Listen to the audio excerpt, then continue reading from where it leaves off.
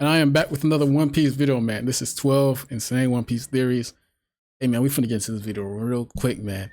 Hey, and somebody linked the episode 1074 down below. Like, what happened to that, bro? What?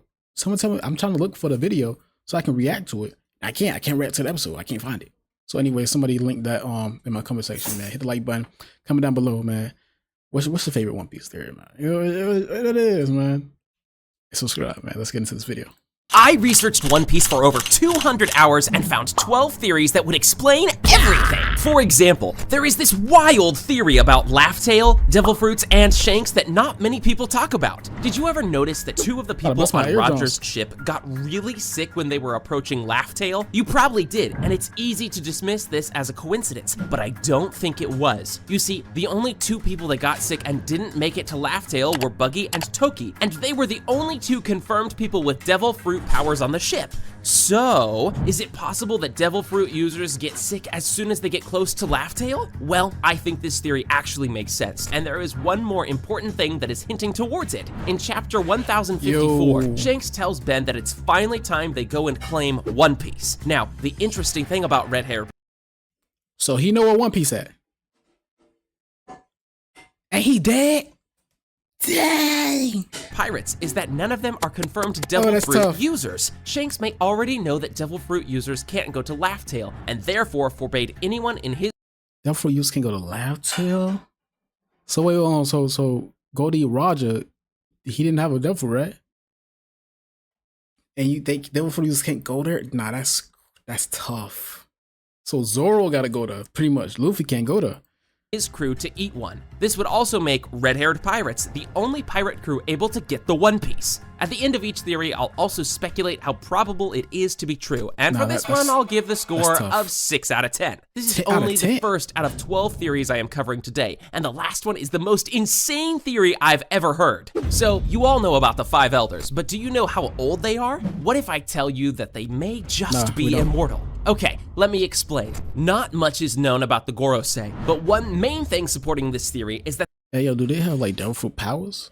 They looked exactly the same 20 years ago in Ohara flashback. The one way they could achieve this is through Opa Opa no Mi and its ability to grant immortality. Other than that,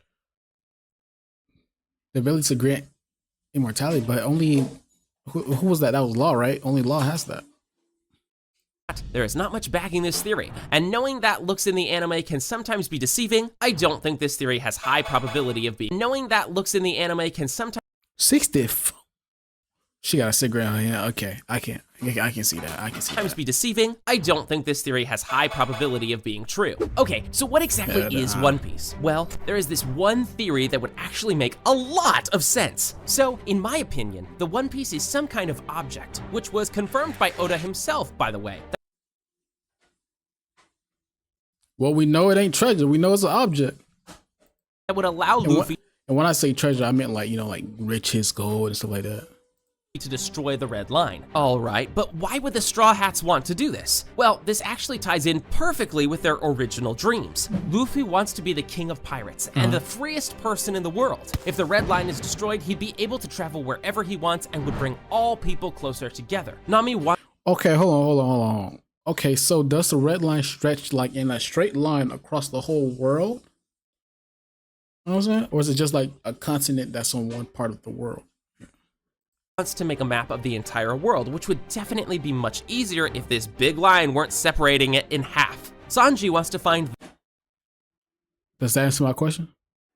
The all blue, all 4 seas together, which is exactly what would happen if Red Line is destroyed. And finally, Brook wants to fulfill his promise and reunite with Laboon. And since the crew is now in the new world, Laboon is right behind the Red Line. The last thing supporting this is Madame Shirley's prediction that Luffy will destroy the Fishman Island, which would also come true since it's located right under the Red Line. I have to give this theory 8 out of 10 points, since in my opinion, it has a good chance of actually happening. Marshall D. Teach, or Blackbeard, is one of the weird... But it's gonna be like straight water, like no land. Like where you gonna get your materials from and stuff like that? You can't swim.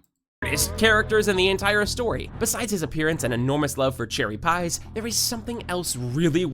I think he about to talk about his His multiple personalities. Weird about him. I believe that Blackbeard has multiple personalities, Yeah, 3 I've to seen be that coming. exact. There 3. are a few crucial moments that So he prove can eat this. one more When he devil first fruit? met Luffy while eating pies in the restaurant, he seemed really childish, competing with Luffy who can order more food and generally had a comedic vibe. However, only a few moments later when he met Luffy again outside of the restaurant, he seemed much more calm and mature. He gave Luffy a speech about dreams and wished him luck in finding the Sky Island. After this conversation, Luffy and Zoro would both comment yo, that shut up. Blackbeard is not he, Should hey, let me know in the comment section. Should I send back to a video about Blackbeard? but they. He seemed a little interesting. Another huge fact supporting this theory is that Teach is the only character who can wield the powers of 2 devil fruits without dying. A few additional details are that Blackbeard's flag has 3 heads, he has 3 pistols around his Yo, okay, 3 head, 3 belt, pistols. and his beard is split Yo, not into 3 parts. All right, the next theory states that you will subscribe to this channel in the next 5 seconds, and it has a 10 out of 10 subscribe.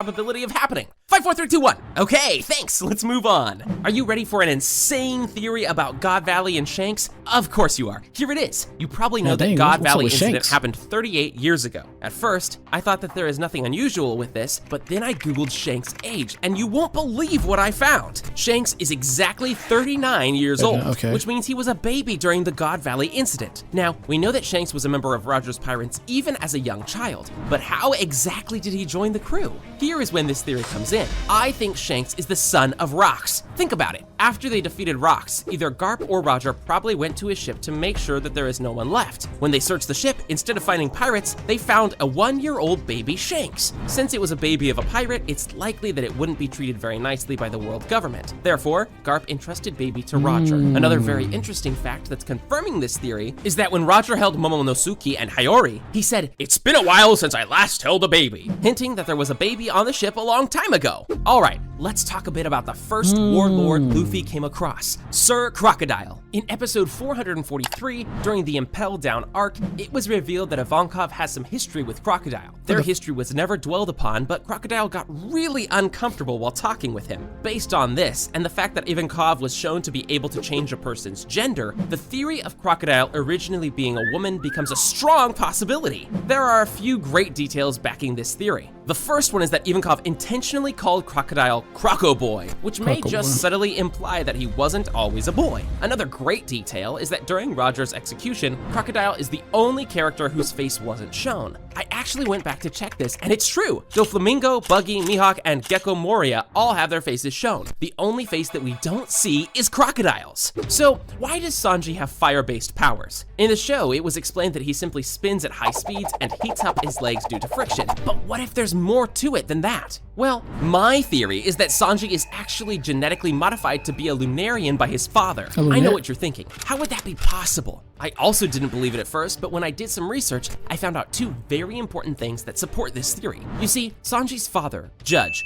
was working with Dr. Vegapunk and Queen on some kind of off-illegal weapon development. And there, he learned about lineage factor, which is basically a way to create life itself. He later used this to modify his children while Sora was still pregnant. So, what if he used some of the Lunarian DNA on Sanji during this time? Well, we know in the past, the world government captured King and experimented on him due to his Lunarian powers. So, it wouldn't be a stretch to say that Judge somehow obtained some of King's DNA that the world government had and used it on Sanji. I already hear you saying how Sanji's modifications were unsuccessful because he didn't lose his emotions and didn't get any special abilities. But that doesn't have to mean anything. As we saw in Reiju's case, a person can still retain emotions even after these modifications. Maybe Sanji's powers just took longer to manifest than usual. 5 more theories are left, and this next one about Monkey D. Dragon actually has a 9 out of 10 probability of happening. Even after 1,000 episodes, Oda still didn't fully reveal Dragon's exact powers and abilities. But don't worry, there are a few scenes in the anime that tell us exactly what they are. Ever since his first appearance in Logtown, Dragon was seemingly always accompanied by strong gusts of wind. This by itself doesn't prove much, but when you remember that Luffy was saved from being executed constituted by random lightning from the sky, and that they managed to leave Loketown safely because strong winds pushed them away, it becomes much more clear that Dragon has weather-based abilities. Also, I thought I remembered the scene where Dragon is actually seen flying using wind, so I went back to check, and I was right! In episode 737, you can actually see Dragon levitating while carrying Sabo onto his ship. Alright, let's talk about one of the most mysterious characters in the entire show and the huge secret he may be hiding. Of course, we are talking about Shanks and the theory that he is actually a Oh, so he got celestial dragon.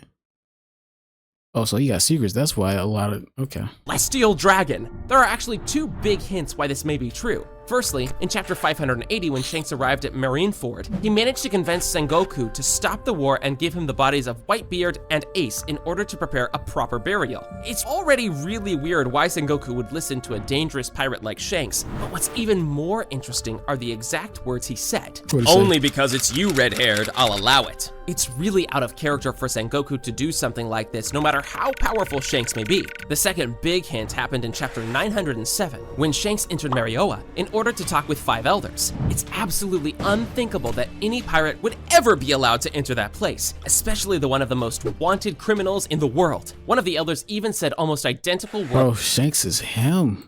As Sengoku. Only because it's you, we made time to talk. While we are talking about Shanks, there is one more really interesting theory about him. You all know that Shanks was the one who initially motivated Luffy to become a pirate. He even sacrificed his arm and said that he bet it on the new age. Well, since he was the reason why Luffy went to the sea, don't you think it would be fitting if he was also his last obstacle and one in the possession of the last road poneglyph? No. I think that it's highly possible that right before Roger disbanded his pirate crew, he told Shanks to hide the last poneglyph and asked him to guard it so it would not fall into the wrong hands. Some years later, after Shanks heard Luffy say the same words Roger once said, Shanks finally found the person he was looking for and he bet his arm that Luffy will become a pirate worthy of One Piece. Before we cover the wildest theory on this list, let's first cover this very interesting theory about Fujitora and Akainu. The two didn't have a lot of conversations with each other throughout the show, but there was one conversation in chapter 712 that revealed one very interesting fact. During this conversation, Fujitora calls Akainu Sakasan, which is informal and not really expected since Akainu holds the highest rank of Fleet Admiral. Because of this, a lot of people, myself included, think that this is probably suggesting that the two are related to each other, most likely being brothers. While I was doing research for this video, I stumbled upon a One Piece data book, and in there it was written that the two admirals seem to know each other pretty well, which further proves this theory. And the final thing is that after the incident in Dressrosa, the only punishment Akainu gave Fujitora was not to return to any marine base until he captured Luffy and Law. I'm pretty sure that if any other admiral embarrassed the world government like that, there would be a much stricter punishment. But what if they not brothers? Like, what if they just like cousins or something?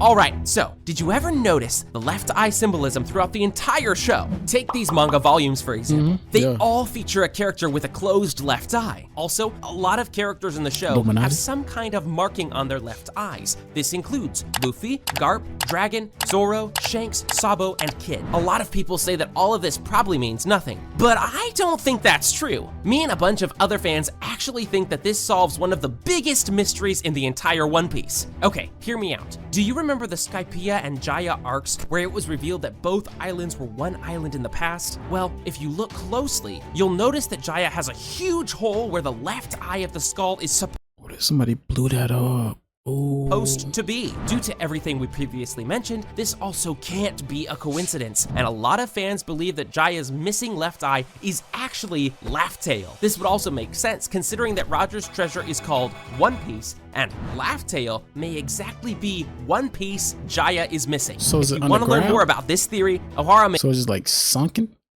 Have you ever anyways, man, that's the end of the video, man. Like I said, hit the like button, comment down below. What was y'all favorite theory, man? Let me know what your favorite theory is. Hit the subscribe button, man. And I'll see y'all in the next video. I'm gone.